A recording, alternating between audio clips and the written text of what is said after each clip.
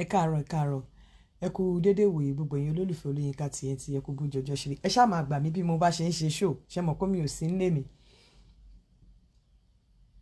gbogbo ẹ̀yin tẹ́ ń ṣọdún léni ẹ kú ọdún ẹ kú ìyèdún àṣeyí àṣàmọ́dún ṣẹ̀ mí.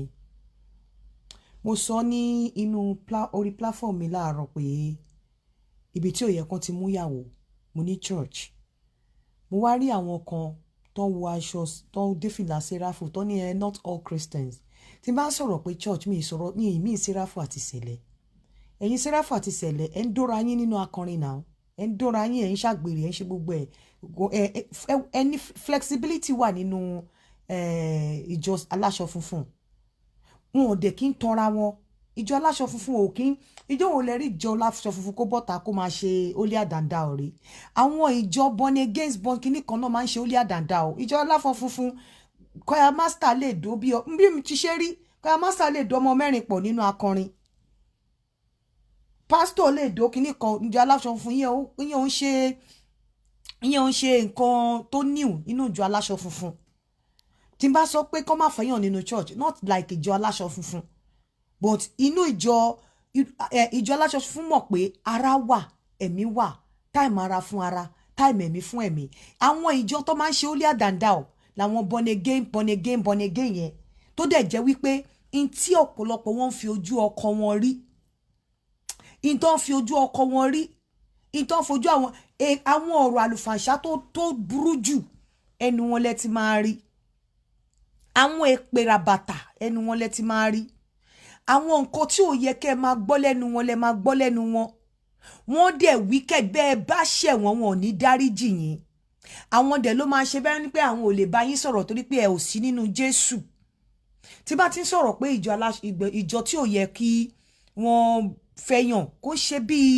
ìjọ aláṣọ funfun flexibility wà nínú ìjọ aláṣọ funfun ìjọ aláṣọ tí rí ibi tó èèyàn kan ti wáṣọ funfun tó fi ń fa gbó tó fi ń fa sìgá lórí Facebook nígbà gbé wá ìbẹ́ rí wọn tó ń jà tó ń lura wọn nínú church so ìjọ aláṣọ funfun ò mú ayé gbàgbàgbàgbàgbà báyìí èyí tí ẹ rí tó ṣẹlẹ̀ sẹ́mi yẹn wọ́n ẹnjìníà ẹ̀ ni ìbáwọn kan ti rí tí wọ́n sọ̀rọ̀ tọ́kọ̀ ò pé kinní kan ṣèbí lẹ́yìn yẹn ṣèbí lómi ti ṣe kinní bọ ọ̀tẹ̀ ó papọ̀ mọ́ èyí tó ṣẹlẹ̀ yẹn ọ̀tẹ̀ ìlara inú ni bí ni tẹ̀m̀bẹ̀lẹ̀kú àsọ̀ ó papọ̀ mọ́ èyí tó ṣẹlẹ̀ yẹn so àwọn yẹn ò kí ń tọ́ra wọn àwọn tó máa ń ṣe èyí tí mò ń ṣe yẹn èyí tí mo ní kẹ́ má fẹ́ yẹn ẹ̀yin náà mọ̀ pé tẹ́ ẹ bá fẹ́ wọn àwọn ló ní àbòsí jù èyí tó ṣẹlẹ̀ sẹ́mi yẹn àbòsí pọ̀ nú ẹ̀ gan kò ń ṣe àwọn tó ṣe pẹ̀lú ọkàn kan wọn pọ̀ àwọn tó fi ṣàbòsí tọrọ bóyá platform mi máa ṣubú ló pọ̀ jù wọ́n ní àràbọ̀ òwò mọ́ ojú tìrókò kówó mo ń gbé nǹkan kan bọ̀ tó máa ya ọ̀pọ̀lọpọ̀ etí tá a fa ọ̀pọ̀lọpọ̀ etí ya tá a fa ọ̀pọ̀lọpọ̀ ọkàn ya lẹ́nu ọjọ́ mẹ́ta tẹ́pọ̀ ọ̀pọ̀lọpọ̀ tó ṣépè ń gbà yẹ àfàìmọ̀ tẹ́ bá ní forí ara yín gbé torí tí mò ń gbé bọ̀ nsìn ọ̀pọ̀lọpọ̀ á wọnú ilé báyìí á dẹ̀ máa sunkún á máa tọrọ ìdáríjì ẹ̀ṣẹ̀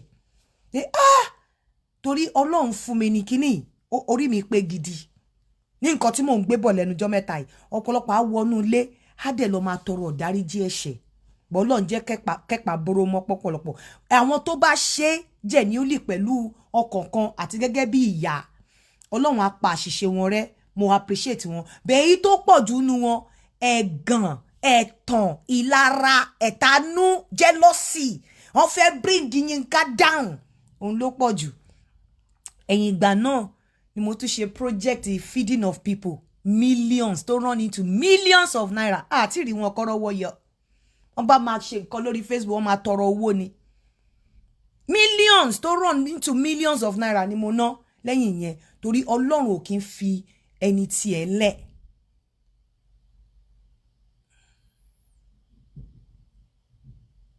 okay Adédayọ̀ Timothy Ajíbádé má wọrí mò ń bọ̀ padà wá bá ẹ o Adédayọ̀ Timothy Ajíbádé mò ń padà bọ̀ wá bá ẹ má wọrí má ṣeré ẹ lọ mò ń padà bọ̀ wá bá ẹ ọ̀rọ̀ asọ́mú ẹ òun ló sọ yẹn o ò tí ní sọ mí mọ́ lórí platform yìí so ẹ má wọrí mò ń gbé nǹkan bọ̀ tó tún máa ya ọ̀pọ̀lọpọ̀ lẹ́nu tó jẹ́ pé ọ̀pọ̀lọpọ̀ tó ti fi ẹnu wọn ṣépè wọ́n máa bọ́ta fi ẹnu wọn súre wàláì ẹ̀mí mímọ́ ló máa ń darí mi tí ẹnìkan kò lè mọ̀ àfi àwọn tá a fi ìran náà wọ̀n ló lè mọ ìjìnlẹ̀ rẹ̀ èmi kì í ṣe ẹni tí ọmọ tíyan lè fọwọ́ tẹ̀ lórí mọ́lẹ̀ mo kọjá irú nǹkan báyẹn honestly mo kọjá tí Ọlọ́run bá wà tí ẹ̀mí ẹ̀ ṣì ń bẹ àfi tí kò bá sí ẹ̀mí mímọ́ Ọlọ́run mọ́ mo kọjá ẹni tó máa fọwọ́ tẹ̀ lórí mọ́lẹ̀ mo máa ń sọ wípé kẹ́tì ẹ̀ lọ wádìí mi ẹ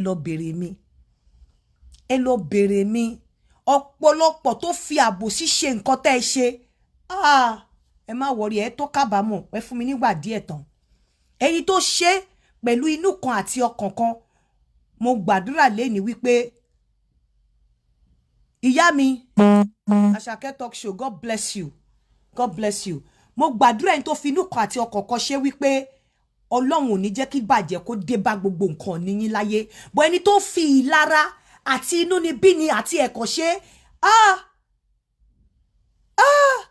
ẹ dúró mò ń bọ̀ ẹ tó gbọ́ etí yá tó ya láìpẹ́ ẹ dúró ẹ jẹ́ ń dé mò ń bọ̀ ẹ ṣáà máa gbàdúrà ẹ̀mí gígùn fún mi tó máa mì gbogbo ayé tó máa mọ gbogbo ìlú tìtìtì ẹ mọ̀ pé aláràgbà yìí dání mi ẹ dúró mò ń bọ̀ màá tó jọ yín lójú láìpẹ́ ká wá wo bí Séráfù ká wá wo bí bàbá Mósè gan bí ò ṣe ní dìde nínú kòtò tó máa yíra nítorí mi ẹ jẹ́ ká wo bí ò ṣe ní dìde ẹ jẹ́ ká wo bí agbọ́ Jésù go ò ṣe ní dìde ẹ jẹ́ ká mọ̀ bí Ọlọ́run akékaka ò ṣe ní dìde bí ò ṣe ní ṣàdúrà fún mi ẹ jẹ́ ká máa mú bọ̀ díẹ̀díẹ̀ ẹ jẹ́ ká máa mú bọ̀ ká máa wò bí ò ṣe ní ṣàdúrà fún mi ẹ ní sùúrù ó tó jiná ẹ ní sùúrù náà ẹ ní sùúrù ẹlòmíì àwọlé á lọ máa tọrọ ìdáríjì ẹ̀ṣẹ̀ fún àwọn tó bá jẹ́ pé ìlara àti ẹ̀tanú náà fi ṣe tá a dẹ̀ mọ̀ àwọn tó fọkọ̀kọ̀ ṣe tó fi ṣe gẹ́gẹ́ bí abiyamọ á mọ̀ wọ́n àwọn tó dẹ̀ ṣe nínú pé inú ni bí ni á mọ̀ wọ́n ẹ má wọ́rí ẹ tó gbọ́ ìyẹn gbọ́ títà òjòkó so tí bá wá sọ wípé kẹ má fẹ́yàn nínú church kò ń ṣe bíi ti Séráfù ò mú ilé ayé le Sẹ̀lẹ̀ ò mú ilé ayé le ṣó ti yé yín bá àwọn tó mú ilé ayé le mo ní kẹ má fẹ́yàn lọ́dọ̀ wọn torí pé ilé ayé tí wọ́n mú le yẹn bẹ́ẹ̀ náà ṣe mú le nínú ilé ọkọ ilé ayé tó mú le yẹn kò lè pé yín ẹ lọ fáwọn ọmọ jáwé ẹ lọ fáwọn ọmọ orí ìrìn and àwọn nǹkan kan fly lórí social media lẹ́nujọ́ mẹ́ta yìí téèyàn kan sọ pé ọkùnrin láti fóun ní 20 million ọkùnrin láti fóun ní kinní kan million tó ń bá bọ́kùnrin sọ̀rọ̀ lọ́jọ́ kan láti sanwó oorun ẹ lọ wo gbogbo àwọn tó ń sọ bẹ́ẹ̀ ẹ wo ẹsẹ̀ wọn pé ìjẹ́ ẹsẹ̀ wọn ẹsẹ̀ tó gbé dání àti bó ṣe rí ìjó tó láti kówó lé ẹ wo ẹsẹ̀ láti bí ẹsẹ̀ wo ọmú rọrùn wọn pé ìjẹ́ ara wọn ìjó wọ́ọ̀tì láti rà ní 5,000 dépò pé 20 million ẹ wò wọn àbí ṣé wọ́n fi góòdù ṣe fùrọ̀ ni ṣé diamond wà lórí òbò wọn ni ẹ̀yin ìyá tẹ́ bá bí ọmọ yín tẹ́ bí ọkùnrin tẹ́ bí obìnrin mo mọ̀ pé ìkan náà ni wọ́n but tẹ́ bá fún ọmọ yín ní attention ọkùnrin yín ní attention 3 ẹ fún ọmọ yín obìnrin ní 4 5 torí wípé ọkùnrin ò kí ń sábà tètè useless o tẹ́rí àwọn nǹkan tó wà níta ń sìn tí àwọn èèyàn ń circulate káàkiri tẹ́yìn ìyá ò bá mú aṣọ yín kẹ́ sógiri kẹ́ tọ́ ọmọ yín obìnrin Ọlọ́run ò ní jẹ́ kí àwọn ọmọ yín obìnrin lọ sílé ọkọ pẹ̀lú notion wípé ọkùnrin láti máa ṣe fáwọn àbí kí wọ́n lélẹ̀ kó máa wá ọkùnrin tó máa fún wọn ní 20 million 10 million kó tó di pé wọ́n wá ọkùnrin ẹni obìnrin tó bá ti gbé owó ṣáájú ìfẹ́ olórí burúkú obìnrin ni ìran wọn ò kí ń rí ìfẹ́ láyé ẹni obìnrin tó bá ti kó ẹṣin bá dá ẹgùn lẹ́ẹ̀mẹ́wàá a máa ń túgùn ni tó bá ń fi ìfẹ́ fẹ́ ọkùnrin tí ọkùnrin bá sì ń da ẹ dùbúlẹ̀ wàá tún máa rí ìfẹ́ ni ẹni obìnrin tó bá gbé owó ṣáájú ìfẹ́ olórí burúkú obìnrin ni kò lè wọ́n máa padà bá yí ẹ̀jẹ̀ ni ẹ̀yin ìyá ẹ lọ tọ́ ọmọ yín obìnrin dáadáa o ẹ lọ tọ́ ọmọ yín obìnrin dáadáa o bẹ́ẹ̀ bá ti tọ́ ọmọ yín ọkùnrin lẹ́ẹ̀mejì ẹ tọ́ ọmọ yín obìnrin lẹ́ẹ̀mẹ́rin ẹ yá má jìyà lọ́fà fún ọmọ yín obìnrin ẹ máa sọ fún ọmọ yín obìnrin wípé iṣẹ́ lèèyàn fi ń jàyè ìṣẹ́ ẹ máa sọ fún ọmọ yín obìnrin wípé kóun náà di ọkùnrin gbogbo yín àwọn nǹkan tó yẹ kẹ́ ẹ lísì sí tó bá mọ̀ pé nǹkan tí mò ń sọ kò ní nǹkan kan tó ṣe lára ìgbésí ayé ẹ má wò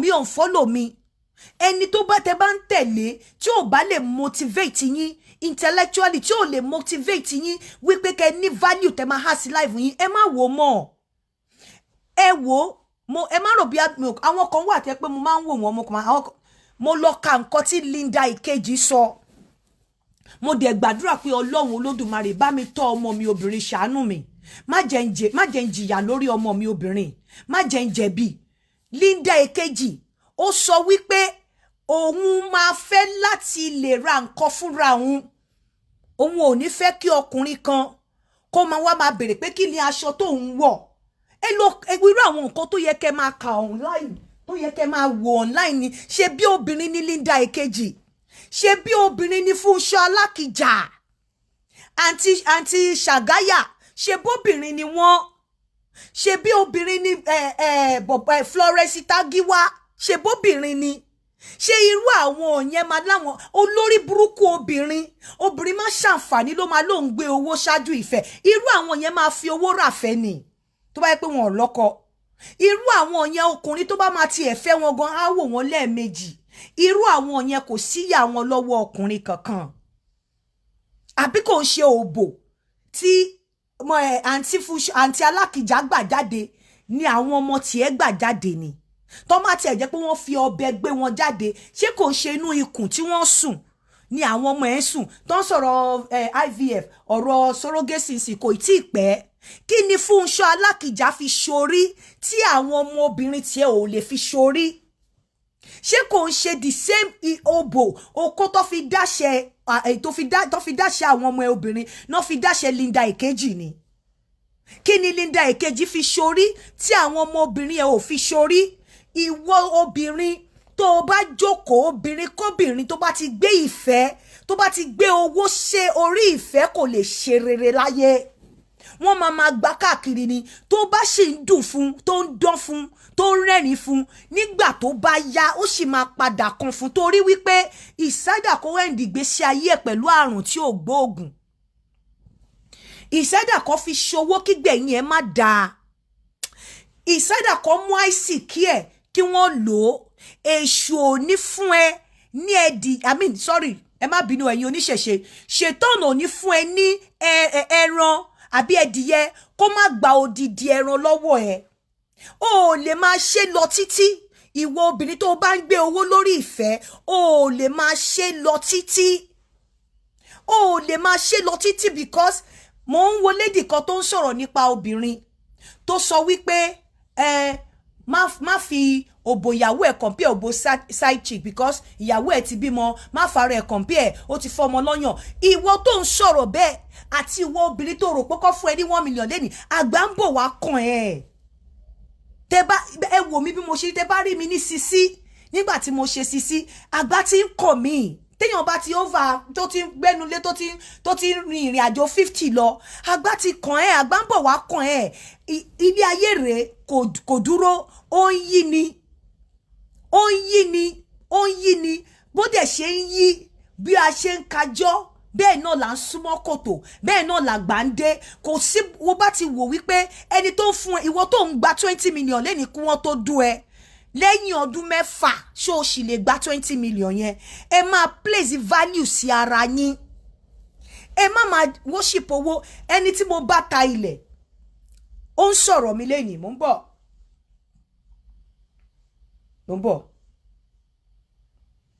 ó ń sọ̀rọ̀ mi lẹ́yìn ó ní owó tó ti gba orí àkáǹtì mi kọjá sí òun mo fẹ́ pèèyàn kan o ẹ jẹ́ n kọ́kọ́ dárúkọ owó yẹn owó tó ti gba àkáǹtì mi kọjá sí òun ẹ jẹ́ n dárúkọ ẹ̀.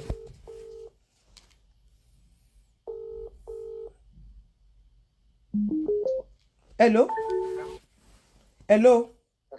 mo ń bọ̀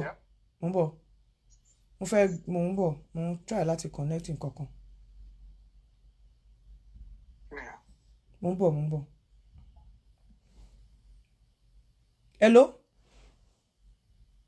Hello. Yeah. Now, ẹ wà lórí line nígbà tèmi àti Danabis sọ̀rọ̀ lẹ́ni. Bí èlò ni owó tó ló ti gba àkáǹtì mi sí orí ọ̀dọ̀ òun. Ó ní over 500 million. Ó ní over 500 million. Kí ló wá sọ nípa mi? Like, pé ẹ̀yin ò ṣe kíní nípa owó náà.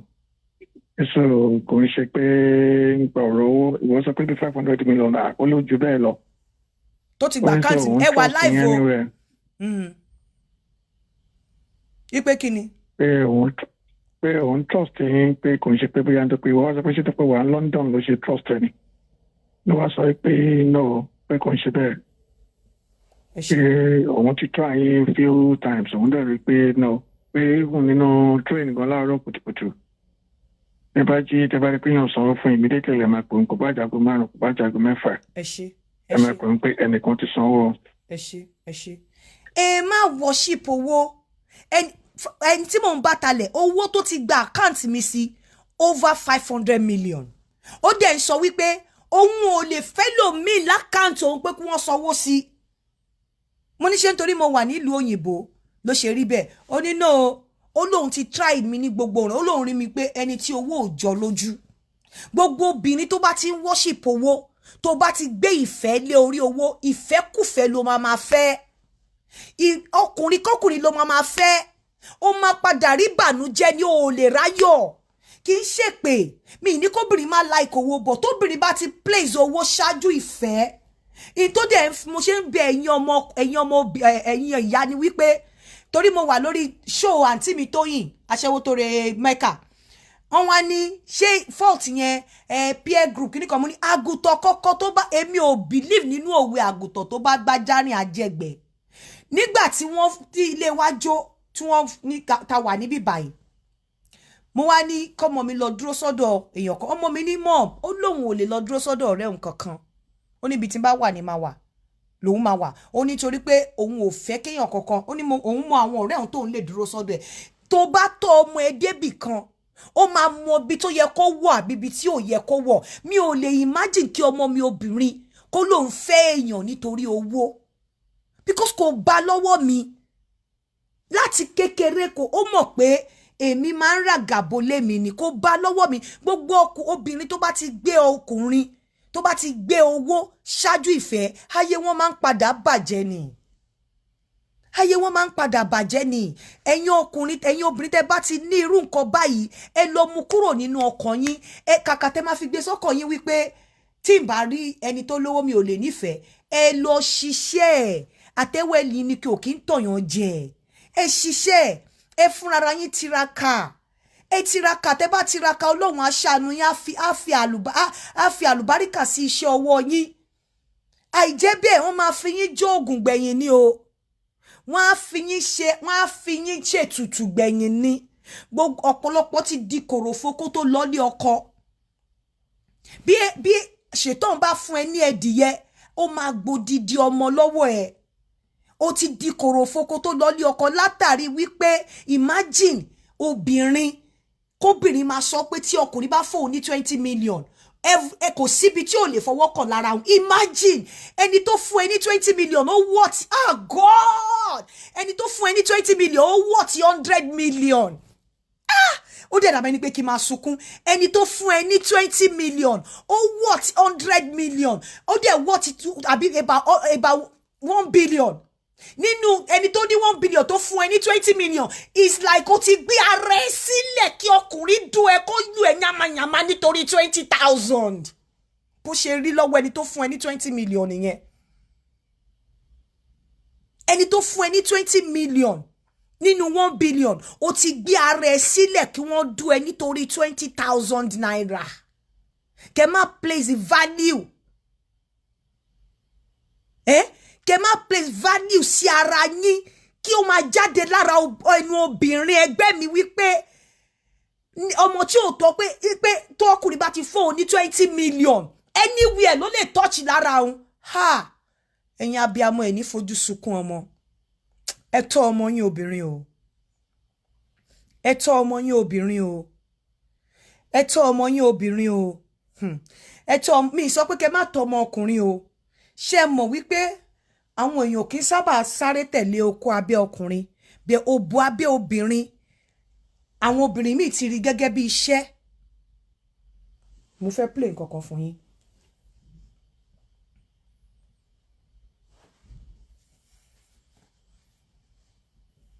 Mo ń bọ̀.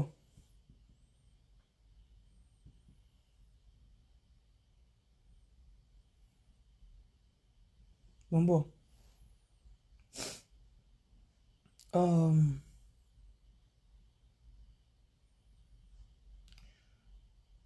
Mo ń bọ̀.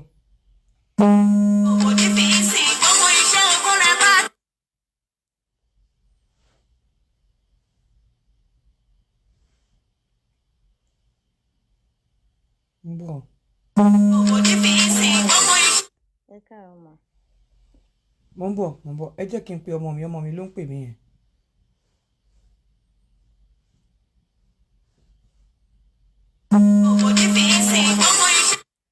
Ló ń pè mí, ẹ jẹ́ n sáré pè.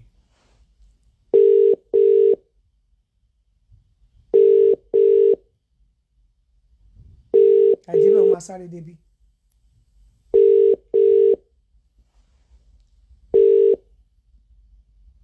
Jẹ́ n sáré pè. Mo ń bọ̀. Mo fẹ́ play nǹkan tó máa yà yín lẹ́nu fún yín. Mo tẹ̀lé gbọ́mọ yẹn wọlé gan. Mo lè gbé lady náà wọlé.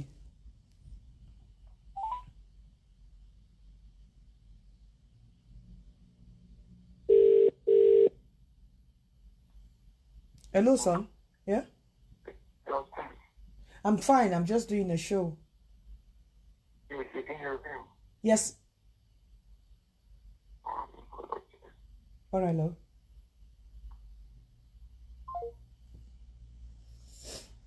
Mo fẹ́ gbé lady náà wọlé.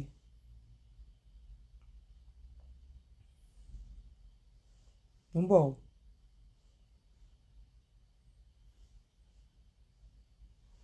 Mo ń bọ̀. Ẹ má bínú o. Mo fẹ́ gbé lady náà wọlé. Ilé ìkọ́.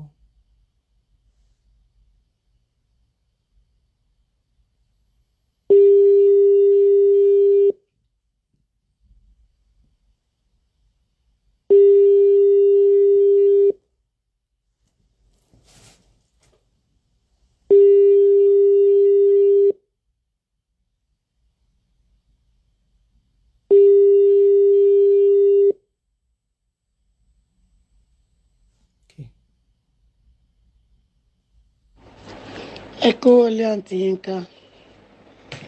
Ẹ kúrọ̀lẹ́, ẹ kú ètò mà. Yes ma. Mo mú nọ́mbà yìí lórí Facebook yín. Mo dẹ̀ rí ti post ní ọ̀dọ̀ tèmi o. Mo prefer ọkùnrin méjì ju ẹyọ kan lọ because ọkùnrin kan agbára wọn ò lè ṣe ju ẹ̀ẹ̀mejì ẹ̀ẹ̀mẹ́ta lọ. And ọkùnrin aláàkọ́ ilé mọ́ ju 3 minutes 5 minutes lọ. So ẹlẹ́ẹ̀kejì náà tó bá máa ṣe ó lè ṣe square kó rí pé ó ti rẹ̀ kó rí pé bí àwọn ò lè ṣe ju bí 7 minutes lọ. So tán bá pín méjì 2 in 1 ó máa wà sacrifice máa wà okay, you know, ọkàn mi á balẹ̀ dáadáa. At least èèyàn kan bá ṣe bí mẹ́ta èmi náà lè bá wọn ṣeré dáadáa ṣe get. So ọkùnrin mo like ọkùnrin méjì o. Mo like ọkùnrin méjì o. Wọ́n tẹ́ mi lọ́rùn, wọ́n bá mi ṣe dáadáa, ara mi á wà òkè, ara mi á nà. Tí n bá ṣe tán báyìí máa wẹ̀, máa jẹun, máa wá sùn. Máa dàbí ọmọ kékeré. Ẹ ṣé gan mà. Mo fẹ́ try láti pè wọlé torí mo sọ fún pé mo máa pè. Nígbà tí mo wá béèrè lọ́wọ́ ẹ̀ fọ́dà tí mo tó ṣe ẹ̀ kíní ẹ̀ pẹ̀lú mi. Àwọn nǹkan tó sun dé kódà ó ń ṣe ọkùnrin mẹ́ta. Ẹ béèrè pé èló ni ọkùnrin ẹyọ kọ̀ọ̀kan máa fún 30,000. Mo sọ pé báwo ló ṣe ń ṣe ń bọ̀.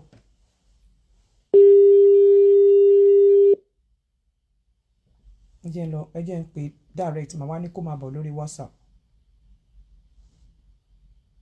Ń bọ̀.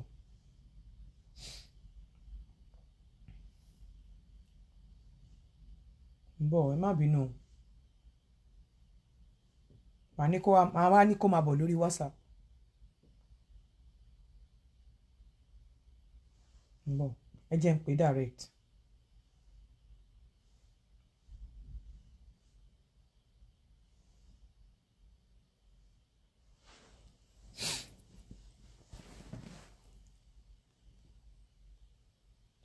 nǹkan tó burú ni o.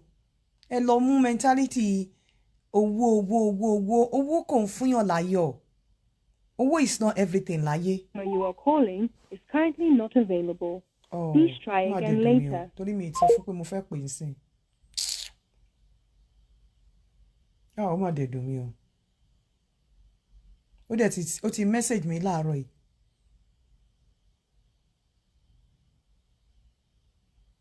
Ti message mi láàárọ̀ yìí.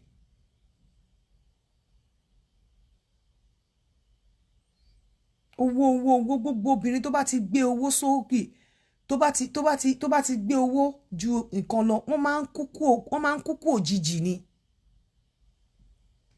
Wọ́n máa ń kúkú òjijì. Mo ń bọ̀. Ẹ jẹ́ kí n wá. Mo ń bọ̀. Ẹ jẹ́ try. Hello, ma. Yeah. Mo ń gbọ́ yín. Mo ń gbọ́ yín sẹ́. Hello?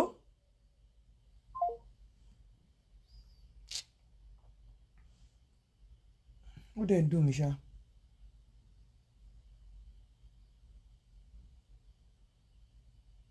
Ó dẹ̀ ń dùn mí.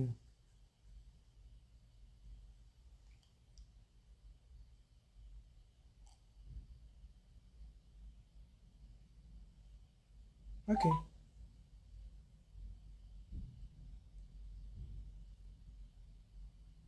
Ó dẹ̀ ń dùn mí ṣá. Mo fẹ́ pe lady yẹn wọlé. Torí àwọn nǹkan tí mo máa ń gbọ́. Customer you are calling is kind. Àwọn nǹkan tí mo máa ń gbọ́ wọ́n jẹ́ nǹkan tó ń bàyàn nínú jẹ́ gẹ́gẹ́ bí obìnrin because pẹ̀lú bí mo ṣe ń sọ̀rọ̀ okó àtòbò yìí àwọn nǹkan kan wá a lot of things làwọn tí ò tiẹ̀ sọ̀rọ̀ okó àtòbò ń ṣe tí èmi ò lè ṣe láyé mi. Fathers are special. Happy Father's Day. Johnny Drill here. Tí mi ò lè ṣe láyé. Hello? Hello. Yeah? Hello. Yeah, mo ń gbọ́ yín.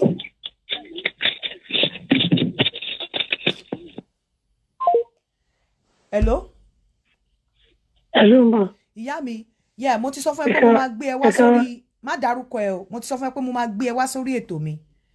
Mo fẹ́ kó explain fún mi. Báwo lo ṣe find ara ẹ nínú pé o máa ń ṣe ọkùnrin méjì? Hello, ma. Mo ní mo fẹ́ kó explain fún mi báwo lo ṣe find ara ẹ nínú pé o máa ń ṣe ọkùnrin méjì lẹ́ẹ̀kan náà.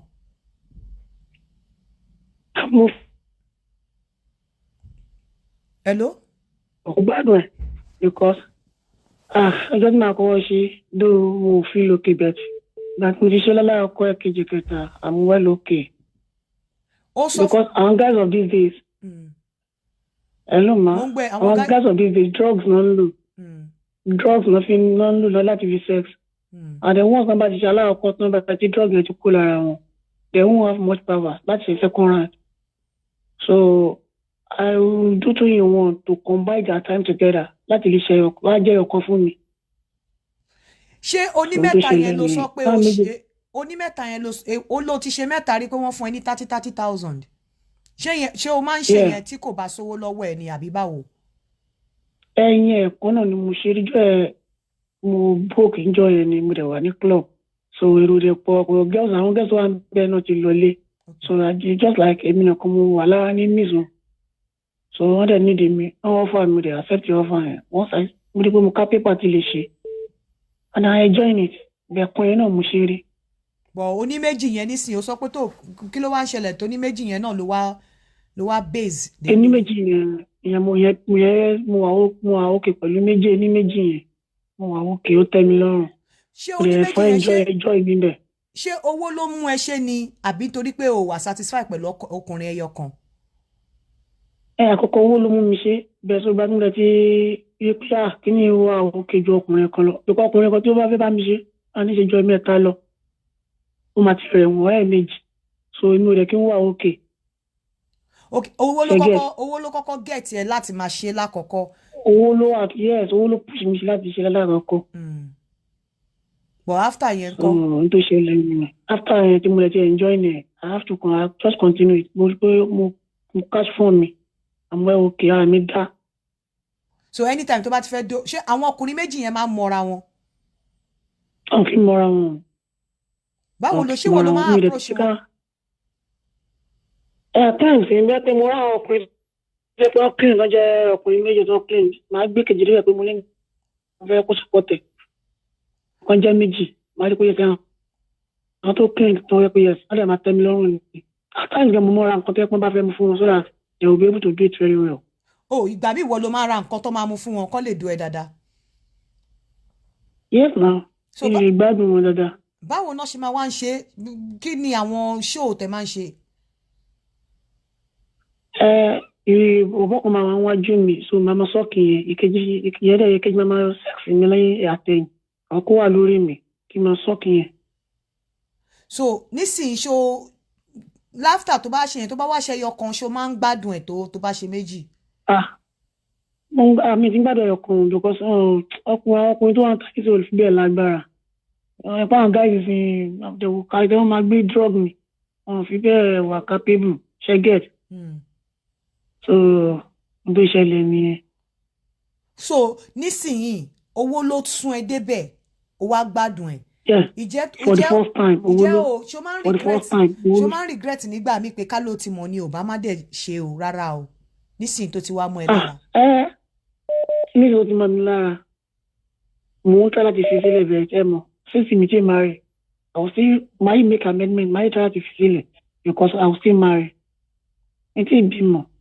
But náà o sọ pé o fi pé ó lè cause any damage because o sọ pé 24 ni ẹ ń sìn. Yeah, I'm 24 years old now. Ìgbà wo ló ti bẹ̀rẹ̀ sí ní dó ọkùnrin méjì mẹ́ta? At what age? Early 23 mi. Early 23. Early 23. Ìgbà wo ló ń dream ló think pé o máa lè fi ọkùnrin méjì mẹ́ta lẹ̀ báyìí? O ti fi mẹ́ta yẹn lẹ̀. Oní méjì ló ń ṣe ń sìn. Mo ṣe mẹ́ta mọ́. Bí a ti ń bá ti wà ókè dáadáa ṣá. N bá rí enough money. Mo fi establish ara mi ṣá. Ṣé àwọn méjì tó ń ṣe ń sìn ṣó máa ń gbowó lórí ẹ̀ ni? Àwọn ọmọ fún mi lówó. Èló náà ẹyẹ kọ̀ọ̀kan máa ń fún ẹ?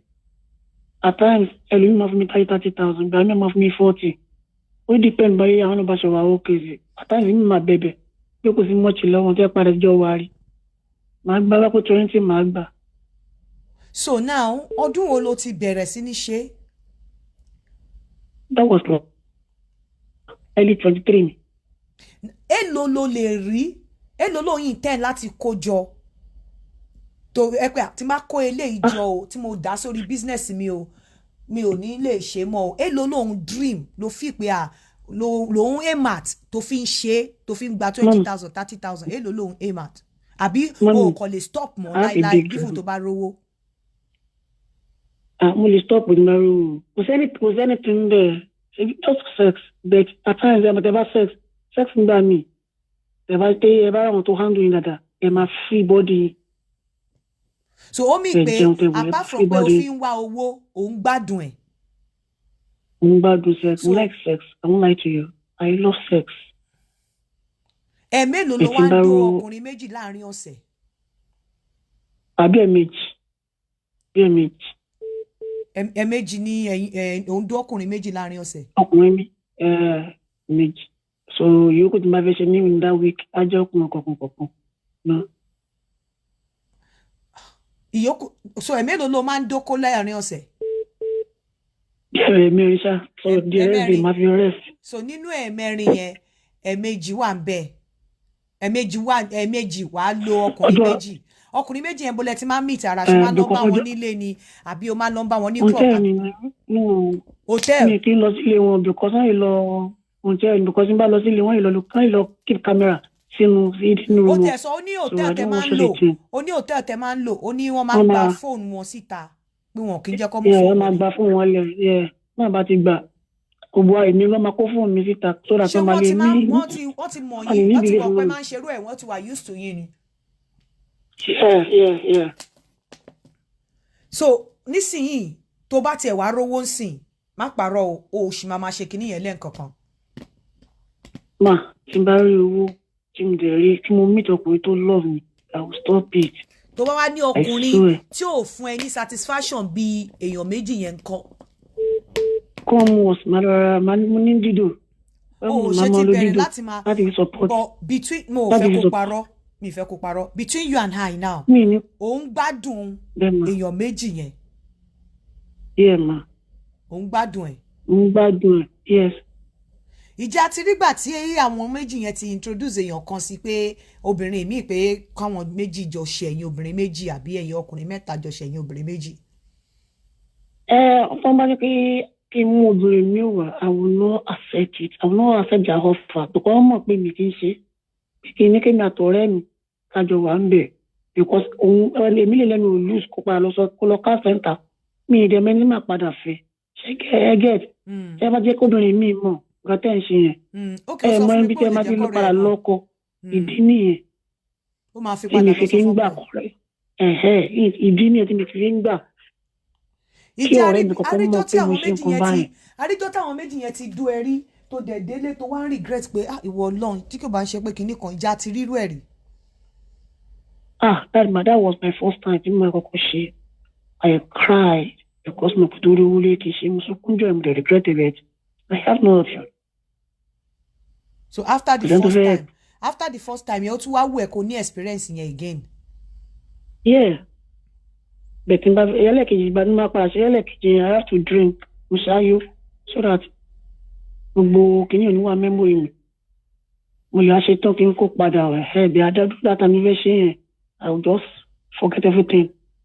Ìjẹ́ máa ń protect ara yín. Yeah, sure. Máa mọ lo CD. Èmi gan mo mọ́ra fún wọn. Ìjà àríjọ́ tí o ti lọ fi owó wá ọkùnrin rí kán wá dú ẹ. Sure. Tẹ́pẹ̀ wọ́n ló máa sanwó. Mo sì tí n bá pàdé bọ̀bọ̀ jẹ́ pé mo like tó mo rí pé ó wà ó clean. I will go straight to him that I'm the like ẹ̀ tí o bá máa. So tó bá jẹ́ yàn kan lórí níbo ló máa ti rí ẹnì kejì. Màá wá ẹnìkan mo ní orí fóònù mi tó kọ wá ń group. Mo ní lórí fóònù àwọn come over. Pé ìyálé ẹ̀ ti wá ń bíbá ìwọ ìyàwó wọn náà mọ̀ bọ̀ wá. Ẹni slang tẹ máa ń lò wá sọ pé ìyálé ti wá ń bí kó kí ìyàwó máa bọ̀. Ìyàwó náà mọ̀ bọ̀. Ok, tó bá ti sọ pé ìyálé ti wá ń bí wọ́n ti mọ̀ pé o ti lọ́kùnrin kan around ẹ̀. Ó ti yé wọn ni. Kí ìyálé ti wá ń bí. Tàbí kí n sọ fún pé ẹgbẹ́ kan ẹyẹ tó fi ń fò ti wá ń bí báyìí bóyá kí wọ́n wá support ẹ̀kẹ́ yẹn lè fò dáadáa. Ó jẹ́ wọ́n kọ́ mú fà. Wàá sọ pé kí ló sọ sí ẹgbẹ́ kan ẹyẹ tẹ fi ń fò. Ó wà ń bí báyìí kó mọ bọ̀ wá kó support ẹ̀kẹ́ yẹn lè gbéra dáadáa. So you come over. If I didn't ask him to bring money. So ìwọ dẹ̀ ló máa sanwó fún wọn. Ṣé any association ni ṣe mọ́ra yín ni ṣe ẹ mọ́ra yín ṣe l'association ṣe under association ṣe obìnrin ṣe mọ́ra yín àwọn obìnrin tó ń dó ọkùnrin méjì. No, mi bá wọn láwọn association yẹn but èmi àtàwọn guys èmi náà máa ń gbóbìnrin fáwọn guys so wà ní group I create a group. Okay, wọn náà máa ń gbé obìnrin fáwọn guys tó máa àwọn guys méjì pọ̀. Àwọn ọmọ ọdún mélòó ló máa ń gbé fún wọn yẹn? Bí 22, 23 upward. Bí àwọn tó máa ń gbé fún wọn yẹn kí ló máa ń sún wọn débẹ̀? Ma ẹ kálukú ló ní condition tó gbé débẹ̀ mi ò adín avin gbogbo àjọ pàdé street ni. So tó bá gbé wọn fún wọn ṣó máa ń fún ẹ lówó ṣó máa ń fún ẹ ní return? Yeah, ma àwọn ẹyẹ mo máa ń gba court. Lọ́wọ́ obìnrin àbí lọ́wọ́ ọkùnrin? Màá gbà lọ́wọ́ ọkùnrin màá gbà lọ́wọ́ obìnrin. So bí èlò both sides. Bí èlò ni court? At times I'm not going for Nigeria for 150,000. I'll collect 10,000 from the lady, 10,000 from the guy, make it 20,000. Tó bá fún wọn ní 50,000. Okay. So ọjọ́ yẹn mi ò ní ṣiṣẹ́ mo ti mọ̀ pé mo ti rí owó. So I won't do any job again. Ṣé olóṣó ni ẹni ṣó fi ń ṣiṣẹ́ ni? Mọ́mì olóṣó ẹwẹ́wẹ́ pé olóṣó. Má bínú torí Ọlọ́run gbà tó ló fi ṣiṣẹ́ má bínú jọ I take it back má bínú I take it back. Mo ti gbọ́ yín máa. Ṣé nǹkan tó fi ṣiṣẹ́ ṣe nìyẹn àbò fi ń support o dẹ̀ fi ń sexually. Mo ń support the business mi ni mo ń support the other time mo ń support the business mi I'm selling mineral plastic mineral. Níbo ló ti ń ta ṣé kó àbí outside Lagos? inside Lagos. Okay. Ṣé o lè allow mi láti meet ẹ tí n bá wálé? No problem, ma. I wish to meet you as well, ma. Okay. Tí n bá wálé màá meet ẹ. Màá dẹ̀ fẹ́ No problem. màá fẹ́ wá síbi tó ti ń ta nǹkan. Tó bá mind. I will take you to my place. No problem. I'm well popular there, ma. But o tí bímọ. At all. So, but o ń gbádùn ọkùnrin méjì. Yes, ma, mommy. I'm just offering tell her. Mommy, I'm telling you. Okay. All right. Màá tún máa bẹ́ẹ̀ sọ̀rọ̀. Just keep in touch. Okay. Má pè mí, mo ṣì máa pè after this show, but keep in touch. Má wish láti meet ẹ. No problem, mommy.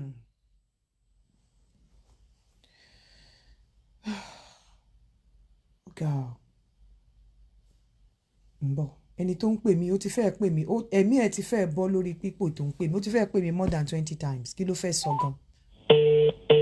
Hello, the person you are calling is on another call at the moment. Kí ló fẹ́ Do sọ? hold. Hello, kí lẹ fẹ́ sọ gan? Ẹ ń pè bí ẹni máa pa mí. Kí ló ṣẹlẹ̀? Experience mi ni mo fẹ́ fi sọ̀rọ̀ mà. Okay. Ṣé rí nǹkan tẹ́ sọ lórí pé kí obìnrin máa decent ká má máa wo owó yẹn? Ó dáa gan. Ó máa ń jẹ́ kí àdúrà gbà. Because mo rántí pé ìgbà tí mo fún mi kú, ìgbà yẹn I was a virgin. I was just 18 years. Kí n tó di virgin kí n lọ bí 23 years nígbà yẹn. Ìgbà tí mo dẹ̀ di virgin, ọkọ mi ṣe rádaràda tó padà fi mí sílẹ̀ ká fi ra wa sílẹ̀. Mo wá dá dúró for 5 years.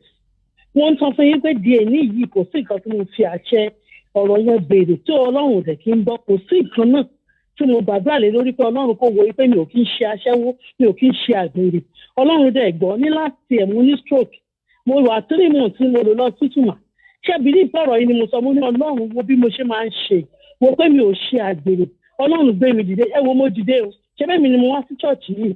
Mo ti wọnú church kò tó di pé kọ́ yín wọlé. Bí mo kàn wo topic program yìí ni mo fi rí bí mo ṣe ń pààkì ni mo ń pè yín pé kí n bá yín tó. Ìrírí mi ni mo fi ń sọ eléyìí. Ó dáa táwọn obìnrin bá lè gbọ́. I'm a single mother of 5 boys and I thank God today. Kò sí ọkùnrin kan tó lè rí mi ní anywhere tó lè sọ pé ó kú bí tí mo fẹ́ gbégbà. Àṣẹ wà nínú kéèyàn decent. Decency ó gain ó pè fún obìnrin tó bá mọ nǹkan tó ń ṣe ó pè gan-an. Torí ó máa ń jẹ́ kí Ọlọ́run tètè gbọ́ ti tèèyàn. Nǹkan tí mo kàn fẹ́ sọ náà nìyẹn. Ó máa ń jẹ́ kí Ọlọ́run gbọ́ téèyàn. Táwọn èèyàn tó má lè reason pẹ̀lú yín. Ẹ ṣé gan. Mo mọ̀ wípé ìṣòro ayé agbára ló máa ń fi ń kọ́ ni tí ò bá ti pa ni.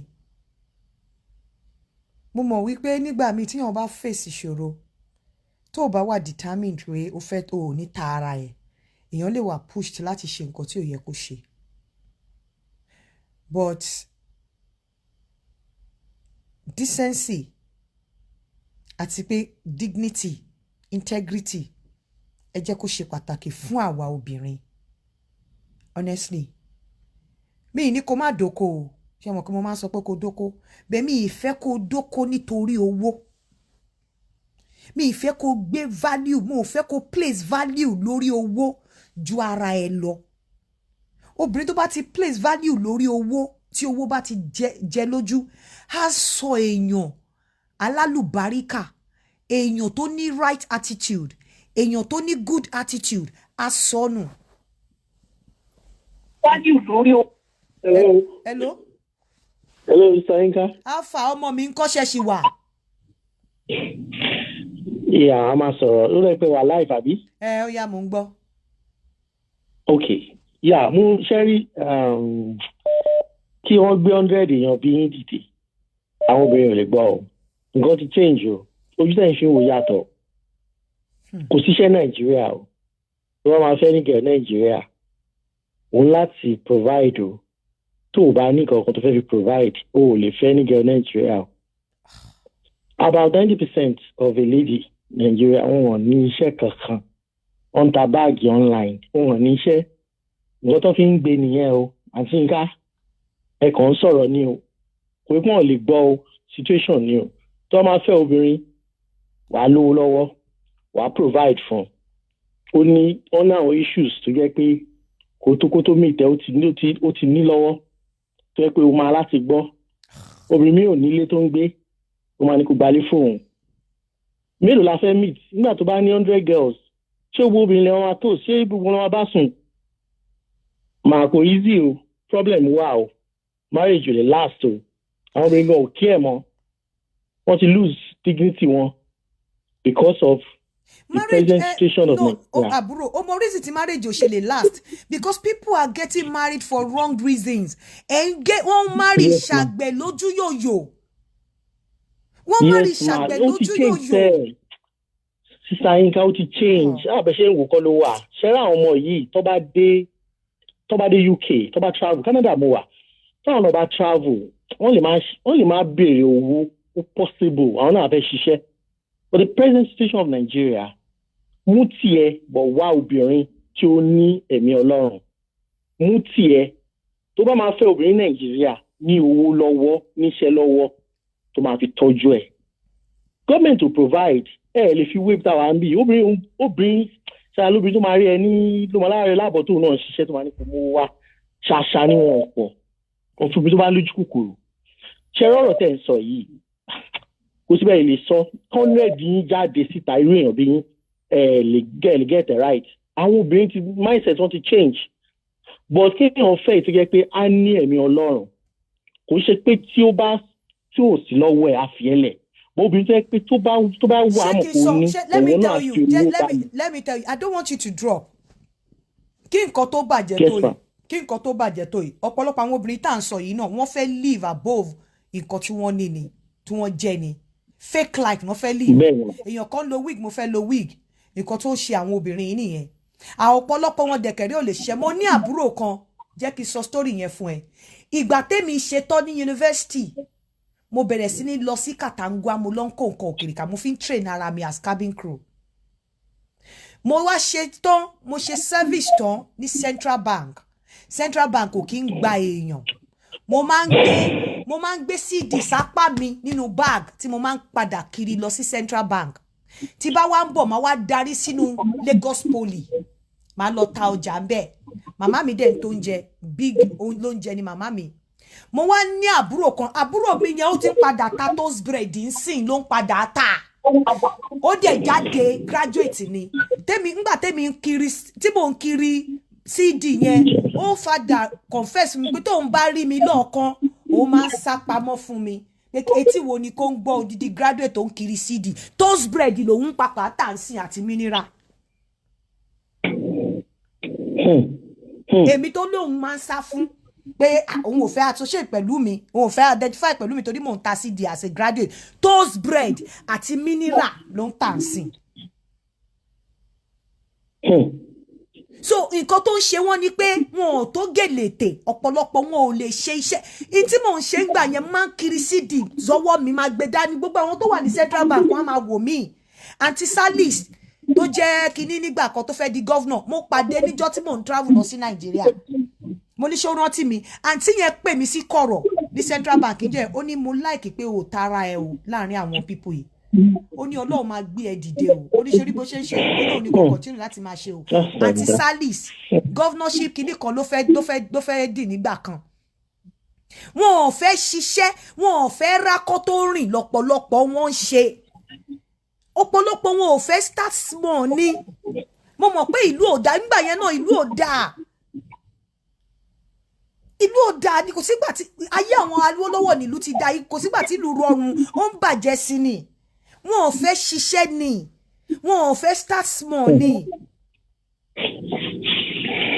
wàhálà ti wà fáwọn ọkùnrin yàn kò síbẹ̀ ilé rí yàwó bọ́ mo sì fẹ́ sọ fún yín lẹ́ẹ̀kan kò easy mà sincerely mi nípa fún yín kò easy at all bọ́ Ọlọ́run á wà pẹ̀lú wa Ọlọ́run á jẹ́ kí káyọ̀ pàdé obìnrin tó yẹ máa láàánú èèyàn ṣùgbọ́n ní ọwọ́ tá a wà yìí economy ti bad gan Nàìjíríà ti bad gan Yinka mo fẹ́ kẹ́ mọ̀ bí nǹkan ṣe lọ Nàìjíríà ti bad seriously so gbogbo obìnrin kan ló lè ṣe irú ẹ̀ but most ladies nǹkan tó sún wọn síbẹ̀ nígbà míì ni pé ẹ má jẹ́ ká máa pọ́gbẹ̀gbẹ̀ lásìkísà kò sí obìnrin kankan ò ní reason láti ta ara ẹ̀ obìnrin ò ní reason láti ta ara ẹ̀ láti monetize òbú ẹ̀ ẹ má jẹ́ ká máa pọ́n yẹn obìnrin ò ní reason láti máa sọ pé òun regret pé òun jẹ ìfẹ́ obìnrin ò ní reason láti máa sọ wípé tó bá fún mi ní 100 million máa jẹ́ kó wọ gbogbo nǹkan tó wà lára mi obìnrin ò ní any ó irritate èèyàn pé tó bá fún mi ní 20 million o lè touch anything lára mi you can't say that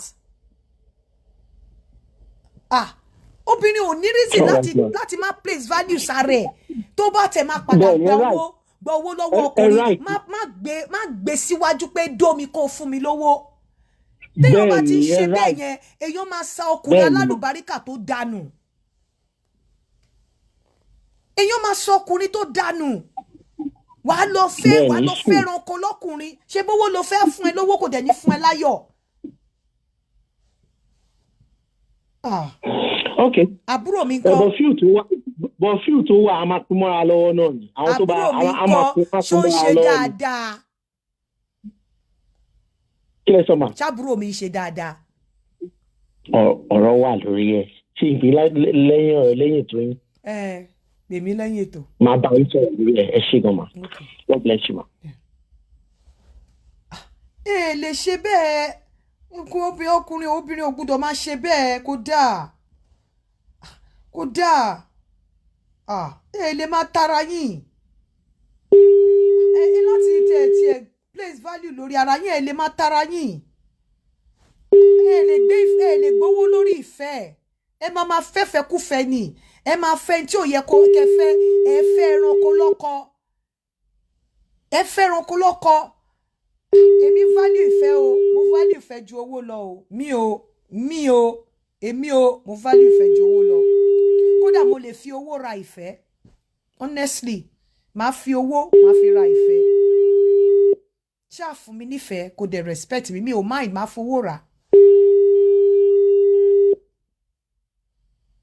èmi á fowó rà fẹ́ o máa ra ìfẹ́ máa fi owó ra ìfẹ́ ju owó lọ tálẹ́ni tó ń pè mí lórí kìíní.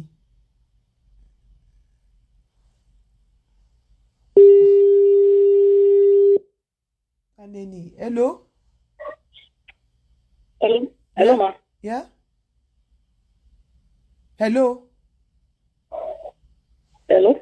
Hello? Atinka. Yes? Hello, ma. Ẹ ma. Yes, ma. Atinka, mo fẹ́ dá sọ̀rọ̀ yẹn. Okay. Yes, ma. Atinka, Cherry, bọ̀bọ̀ tó pè last yìí, mo agree pẹ̀lú ẹ̀. At the same time, you still agree pẹ̀lú ẹ̀. Cherry Nigeria hard lọ́wọ́ yẹn, Atinka. This country is hard. Tí bá rí nǹkan táwọn ọmọ yẹn ń ṣe, Atinka, èmi obìnrin gan mo máa ń káwọ́ lórí pé kí ló dé. Mo ṣe wà I have a very small shop, mo ní ọmọ méjì tí mo ń bọ̀ on my own. Kò sọ́kọ, kò sẹ́nibọ̀dì. Àwọn ọmọ tó ń bá mi rajà, tí bá gbọ́ nǹkan tó máa ń sọ lẹ́nu Atinka. Tẹ́ bá gbọ́ ọ̀rọ̀ tó máa fi gẹ̀rú, má bá mi tuntun máa mú ká. Àwọn ọmọ 2023, kí ni wọ́n ń bá kiri? Torí there was a day mo fẹ́ lọ rajà Atinka. Bóyá wọ́n ṣe pa bọ̀bọ̀ yẹn, bóyá ṣe pa gẹ́ yẹn, I don't even know. Wíìgì wà lórí orí yẹn báyìí, àwọn last man wọ́n fi ń rake body yẹn dà. Ní ìdájí nínú ọ̀nà àjámì báyìí, wọ́n fi ń rake orí ọmọ yẹn, wíìgì ṣì wà lẹ́lẹ̀. Apayọ short, wọ́n fi pieces ẹ̀. So àwọn ọmọ.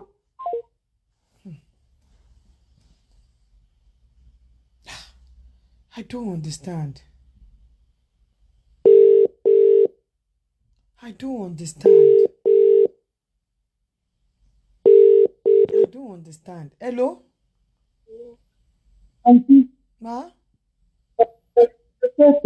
Yes, ma. Ọlọ́run bá mi wà pẹ̀lú yín mà. Àmín. Ọlọ́run bá mi dé sí i. Àmín. Ṣé mọ̀ pé program àárọ̀ yìí ó dẹ̀ jẹ́ bàmí jẹ́ fún mi lọ́kàn àgàgà wa tá a jẹ́ abiyamọ tá a fi gbogbo lébi obìnrin. Àbúrò mi ò ní yín. Bẹ́ẹ̀ni o. Ìmọ̀ bí ta fẹ́ bá yàrá já àyà mi dẹ̀ ń já èmi mi dẹ̀ ń bọ̀. Nítorí pé àwọn ọmọ tó ń sọ̀rọ̀ ọmọ 24 kò tí ì bímọ kò tí ì màrí. Ó dẹ̀ lè gún lápá.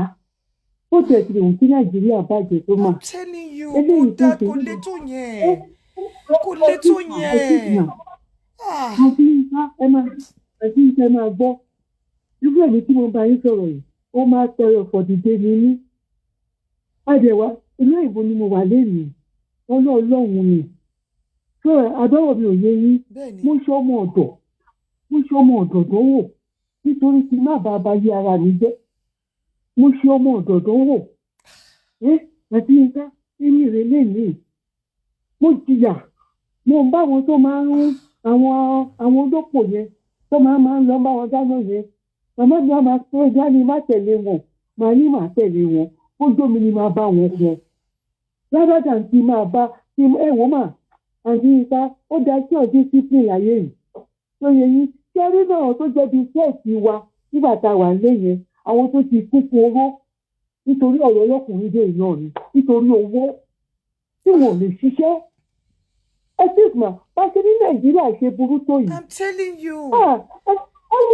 ó sì lè tajà ẹ sì mà máa bá màmá mi gbé ọjà nígbà tí màmá mi tí àwọn ìjọba wó ṣọ́ọ̀bù màmá mi lóṣòdì màmá mi dẹ̀ gbìyànjú tó sanra ní mo dá màmá mi jókòó máa lọ rajà nílé ní ìdúmọ̀tà gbogbo ọjà ìgbèríko ni máa kiri lọ ní ìtorí ẹ̀dá yí ara mi jẹ́ ẹ wò lẹ́yìn ọlọ́run dẹ̀ ṣàánú mi ọlọ́run dẹ̀ compensate mi ní ìkàwé tó ní ṣùgbọ́n lọ́jọ́ tèmi àti yínká mi ì ní parọ́ fún yín mò ń dúpẹ́ lọ́wọ́ ọlọ́run ni mi ò lójú ní fásitì ìwé mẹ́wàá péré ni mo kà.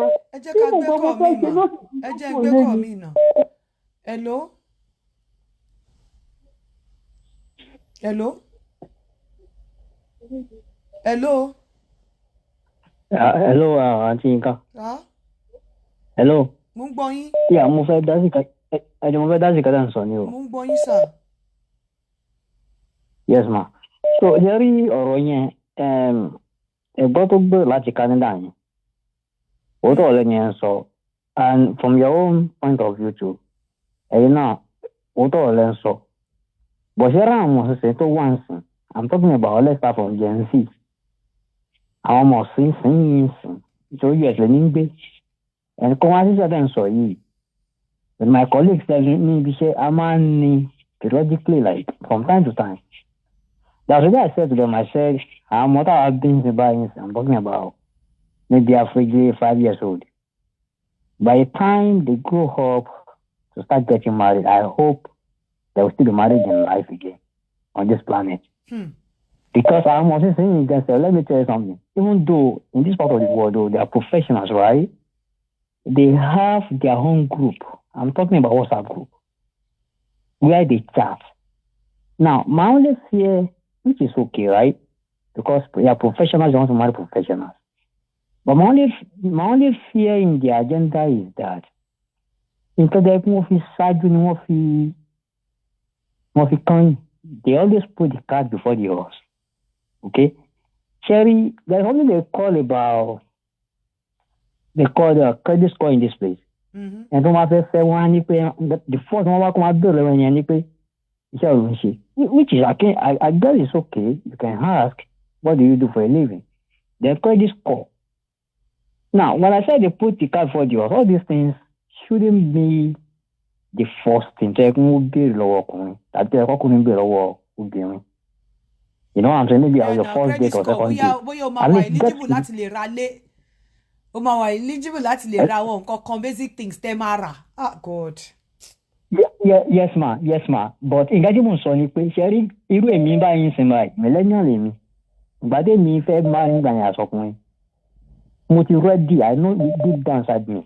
Maturely no ramification. I'm not saying I'm a perfect human being, but I am ready that I want to do this. So ìgbàdé mo dẹ̀ pàdé ìyàwó mi ni lọ back and forth. I just called on our first hour in the market. I laid everything on the table. Hey. Away, this is me. Nǹkan tí mo jẹ́ ní nǹkan tí mo já mọ́ ni. Tí ó yẹn báyìí báyìí ṣó lé. So, so bó ṣe rí nìyẹn kékeré kí bóyá. Ó ga o.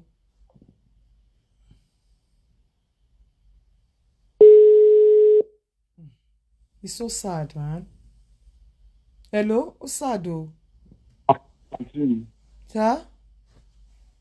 Ọkọ ètò náà wà. Ẹ sà. Ṣé ń gbọ́ mi mà? Mo ń gbọ́ yín o. Okay. Wàláhì mo wà really happy pẹ̀lú program tẹ̀gbẹ́ wa yìí. Ọlọ́run á ṣe dáadáa fẹ́yìn náà mà. Àmín. Mo dẹ̀ láìkí bí ẹ ṣe máa ń ṣe ẹ̀ kí wọ́n bá yá tó bá kọ ọkùnrin ẹ máa gbé jáde tó bá kẹta ọbẹ̀ ẹ máa gbé jáde.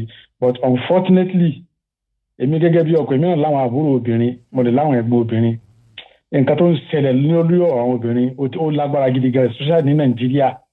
àmọ́ àti mọ ti ìlú òyìnbó yìí ìwọ tó bá fóbìnrin nílùú òyìnbó o ti already mọ nǹkan tó fẹ́ face but Nigeria in fact gẹ́gẹ́ bí nǹkan tẹ́ sọ wàhálà àwọn obìnrin wọn fẹ́ ṣiṣẹ́ o wọ́n bó ẹ fẹ́ ṣiṣẹ́ ẹ dẹ̀ fẹ́ fẹ́ tó ti wà okay already so definitely ìwọ gan tó fẹ́ tó ti wà okay already o dẹ̀ níṣẹ́ o láìdíà kankan o ní impact kankan tó fẹ́ mú wá nínú sínú marriage ẹ̀gẹ́ nìyẹn ọkàn fẹ́ wá jẹ kó kàn kí wọ́n kàn wà okay o fẹ́ hustle at least ọmọ gẹ́gẹ́ bí fídíò tẹ ṣí ẹ̀ tí mo rí fídíò yẹn àárọ̀ ìmọ̀ wo fídíò mi tí àwọn kan wà sí program go fídíò kẹtẹ ṣí ẹ̀ tóbi náà bẹ̀rẹ̀ sí ní da gbogbo lérú tó ṣe ẹ̀yin náà wo orú yẹn tó bá pẹ́ ni tó ti ń ṣiṣẹ́ tó níṣẹ́ lọ́wọ́ ni tó mú wàhálà kéèyàn sọ́fà kéèyàn rówó ni kò ní ṣe rọ́bìṣì yẹn náà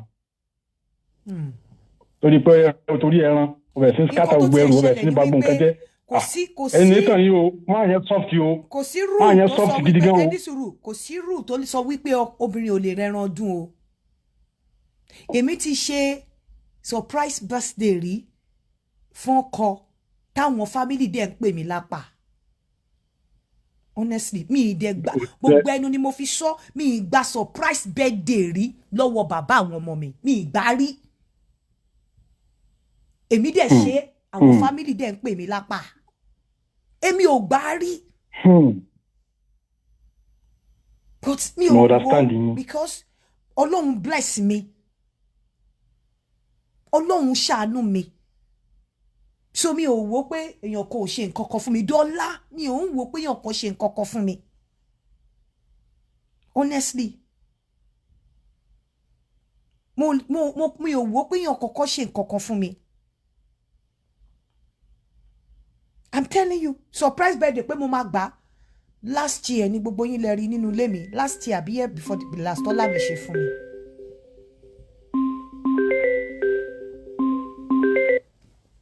Hello. Hello ma, Aunty Yinka. Yeah. Ma. Èmi mo pè lẹ́ẹ̀kan tí mo ń tọ́ láti explain nǹkan experience mi. Ṣé rí àwọn ọmọ yẹn, ṣé ń gbọ́ mi ma? Okay, àwọn ọmọ yẹn, number one, internet ló kọ́kọ́ báyé wọn jẹ́. Internet fẹ́ ń wòye, ó tún ayé mi ṣe nu wọn, ó dẹ̀ báyé lot of them jẹ́. Ó ní club kan, wọ́n máa ń pe stripper club kan ní cave. Tẹ bá dé cave Aunty Yinka, ẹ káwọ́ lórí àzàbíàmọ́. Tẹ bá rí àwọn ọmọ tó ń strip ń bẹ̀. Lórí stage nìkan almost 1,000 girls on my strip at a go. Bẹ́ẹ̀ ni mo sọ fún àwọn ọmọ 18, 17, 19. Ìtọ́ bá 22 ni wọ́n ti dàgbà jù. Ní àwọn ọmọ wẹ́wẹ́wẹ́wẹ́ ni o, àwọn kékeré bá rí skin wọn, tẹ bá rí. Mo máa fẹ́ visit ibẹ̀ yẹn. I will want to go there. I will want to go there. The number you are trying to call does not exist. Ẹni tó pè mí sí ti kìíní ẹ̀ tó. Okay, hello ma. Yeah, mo ń gbọ́. Hello ma. Mo ń gbọ́. Okay ma. So ẹ má bínú credit yẹn tó mo ń tọ́ láti fi mí sí. Àwọn ọmọ yẹn wọ́n máa ń tó 1,000 on a stage. Àwọn ọmọ sí 17, 18, 19 àti Yinka kò tí ì tó 22 nù wọn. Tí mo lè bẹ́ẹ̀ ṣe bá dẹ̀ rí wọn àwọn ọmọ tó ṣẹ̀ bẹ̀rẹ̀ ayé tẹ́ pé wọ́n ìmí ò ní secondary school certificate nù wọn. They will just go and bring them from the east from the west. Níbo ni kéèfù yẹn wà? Mo ń lọ sí ọjà àti Yinka last month ní rake wọ́n fi ń rake lórí. Kéèfù ní èkó ìfẹ́ dárúkọ bẹ̀ kọ́mọ́dà pé wọ́n fẹ́ bà club wọn jẹ́ mọ́ kó dangerous. Lẹ́kọ̀ọ́ yìí ni àti Yinka mo wà ní ọjà mo fẹ́ lọ rajà ní ìdájí. Mo fẹ́ lọ rajà ní ìdájí àti Yinka last month fi rake wọ́n fi ń rake orí àti wig láàárọ̀ kùtùkùtù. Wọ́n kọ́ dá ogbó mọ́tò dúró náà kí ló ń ṣe àtẹ̀lẹ́ bí mọ́tò kan accident. They were raking somebody's body. Ṣé bá rí skin ọmọ yẹn apáṣí wà lára ẹ̀ wọ́n máa ń waste wọn ṣe wọ́n máa ń pa wọ́n ṣeré ni. Àti Yinka they should go and work. Nigeria ò dá bí wọ́n àjọ wà.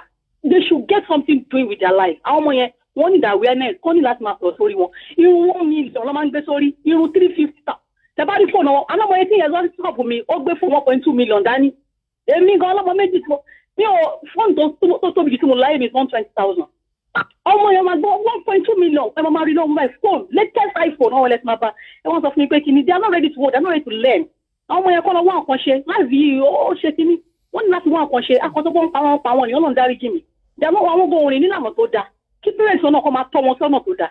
So wọ́n yẹn mú ní kí n contribute. One thing you don't understand ni wípé gbogbo nǹkan kí nǹkan tẹ́ ẹ̀ bá máa tà ohun téèyàn máa ń tà máa ń tán ohun téèyàn máa ń tà máa ń tán kò lè lọ títí ohun téèyàn máa ń tà ó máa ń tán kò lè lọ títí kò lè lọ títí.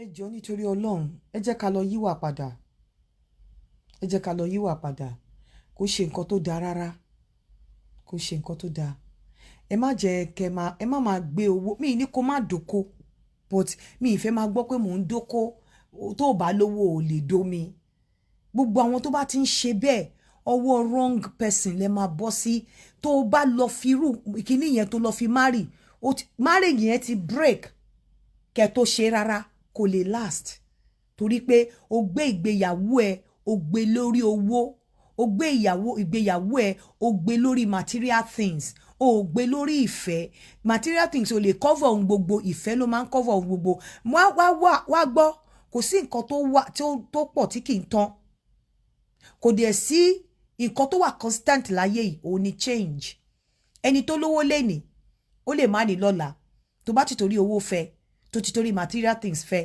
táwọn ògo yẹn bá wọ mi tí owó yẹn bá wọ mi ńkọ́ ìfẹ́ tó fẹ́ fall back sí dáa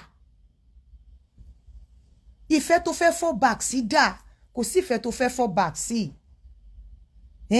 tí wọ́n bá tiẹ̀ mú àwọn ọmọ mi mọ̀ bóyá tí wọ́n bá dá wọn lóko òwò gan bóyá wọ́n níṣẹ́ ọwọ́ kábàárẹ̀ ni tó níṣẹ́ ọwọ́ nu wọn téèyàn lè start pẹ̀lú small scale kìíní èèyàn start ẹ̀ bó ṣé wọ́n will láti ṣe ṣé tí wọ́n bá dá wọn lóko òwò ṣé wọ́n máa ṣe mo fẹ́ káwọn èèyàn advice mi please ẹ jẹ́ kí n máa fi sí ìṣe àlọ́ Danabiz ń ṣe promo lórí ilẹ̀ o gbogbo àwọn ilẹ̀ wọ́n ti gbé sílẹ̀ sí 500,000 gbogbo àwọn ilẹ̀ 1 million kankan ó ti di ẹ pè Danabiz sórí +234 70444 33316 iléyà promo yẹn ó máa end ní àárọ̀ ọ̀la so tó bá fẹ́ rà wọ́n ti slash gbogbo ilẹ̀ wọn tó bá fẹ́ rà tètè pè wọ́n sórí +234 70444 33316 àbí kó pè mí sórí +44 7404 851234 wọ́n ti slash ẹ̀ sí méjì